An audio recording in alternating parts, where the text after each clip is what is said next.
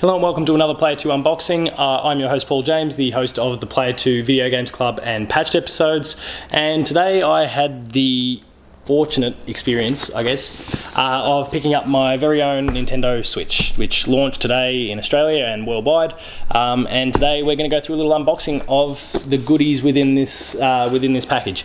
I also picked up the Nintendo Switch Pro controller, which I'll crack open shortly, as well as a few other little accessories like a Legend of Zelda Breath of the Wild themed carry case for the portable console, as well as some skin protectors. That one because Nintendo of Australia decided that we weren't worthy of getting the one that came inside the Master Edition like the rest of the world.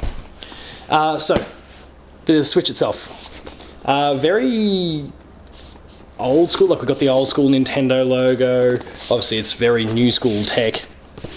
Lots of little images showing you the different ways in which you can play the game, be it portable mode or handheld mode or TV mode. Same deal on the other side. Some basic instructions at the back telling you what's inside the package. So that'll be the AC adapter, the console itself, the cradle, the Joy-Cons, everything that comes part and parcel, which we'll see in a moment. So let's open it up first. He's hoping that, unlike my unboxing of Horizon the other day, things are a little bit easier to work with here. So we'll get things open, and it really quite is easy to access. We're seeing the Switch as well as the two Joy-Cons right here in front of me as we open it up. So firstly, let's get to the main attraction, which is essentially the console itself, the Nintendo Switch. So key features of the Switch itself. So we're holding it upright at the moment. The top has the power as well as the volume levels. You insert port for your game card, as well as your headphone jack, USB-C charging port at the bottom, and then basically the two grooves where the Joy-Cons will soon fit. At the back, if you're not yet aware, is the kickstand, so that allows you to prop the console up, as I'm currently doing for myself. But also important to note is underneath that is where you'll, for expandable memory, because the Switch has just 32 gig capacity on its own, you can insert micro SD cards, which the console can support up to 2 terabytes worth of data, which most people probably aren't going to need, and it's also going to be stupidly expensive, I would imagine, to buy a 2 terabyte SD card, but you're more than equipped to do so if that's what you feel like you require. So that is the console itself. But the important ones, or if you want to play anything, of course, are the Joy-Cons. So there is the right Joy-Con, as well as the left one. And they're already blinking at me because I guess I'm interacting with them in various different ways. But they are reportedly, and we're about to find out, really easy to attach to the console itself. So he's hoping this makes for a nice smooth experience and I don't break something. Oh, there's a nice little click, and I'll make sure I'm making as little noise as possible when I do the next one. There's a really nice little click that occurs when it slides into place and it locks. So just listen in for this one. It's I appreciate it. That click at the end, but it's also handy to know that it's locked in place. So there's not much give here. It feels like a really sturdy unit, which, like, if you've used the Wii U gamepad, that felt like a Fisher-Price toy. So whereas this, it looks and feels really sleek, really modern, and not at all flimsy like the gamepad did for the Switch. So the Joy-Cons themselves, look, they have IR capacities.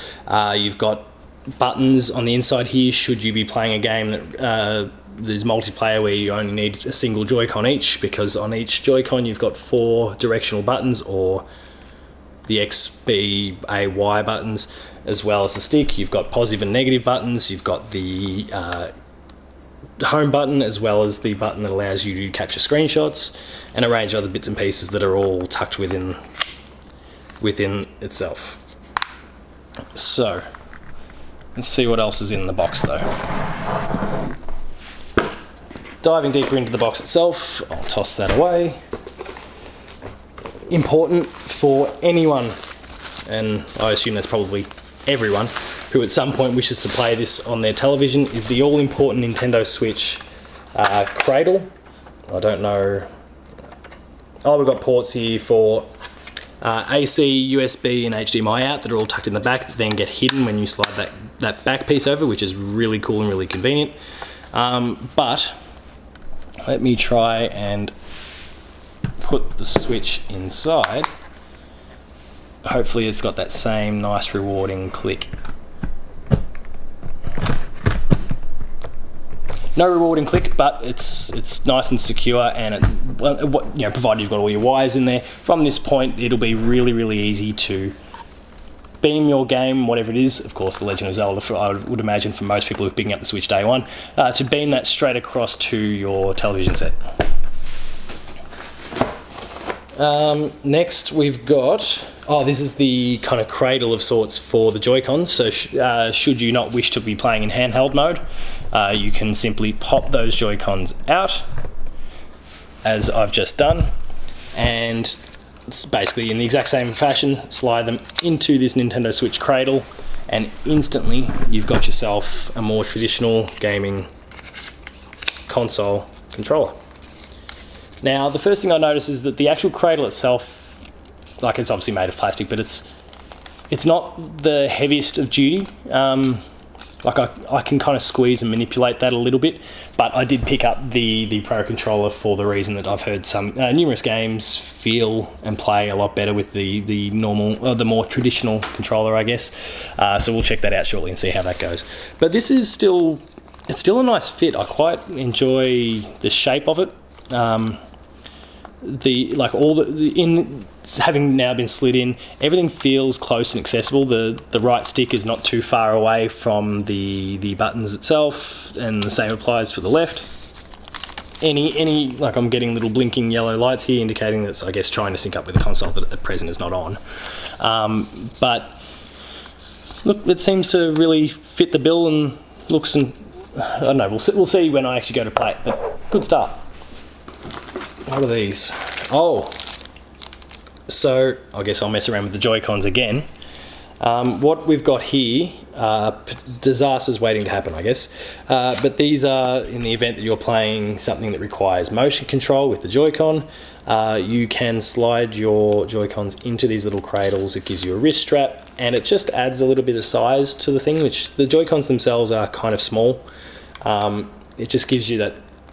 There's a bit more size to it, a bit more weight to it, and it just makes things a little bit easier to access. I think, like, I can fit my left finger on the triggers, and yet I've got two others on the same hand, messing around with the, I guess, what we'd call the L and R buttons, presumably.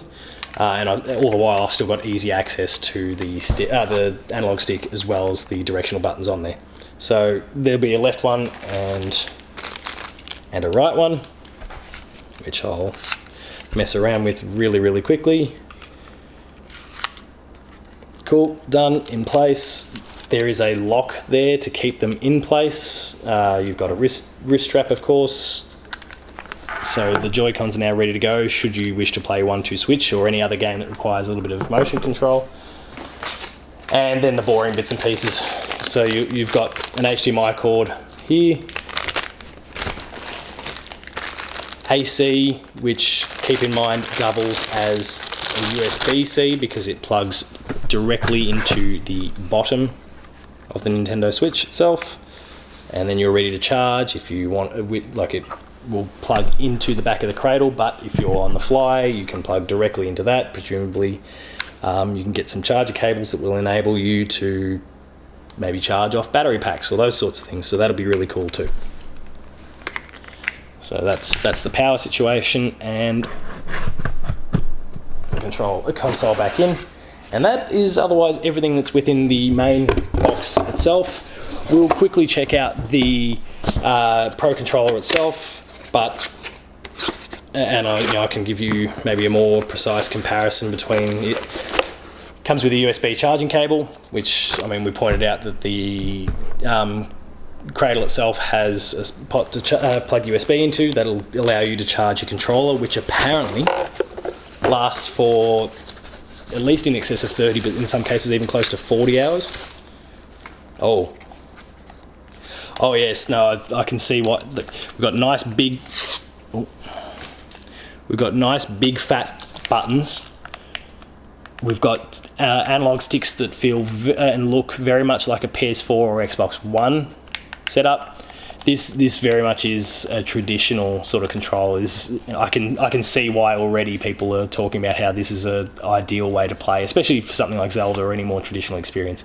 It still has the home button. It still has the plus and minus. It still has the capture button. I think I've got my preferred controller of choice all of a sudden. So that is that.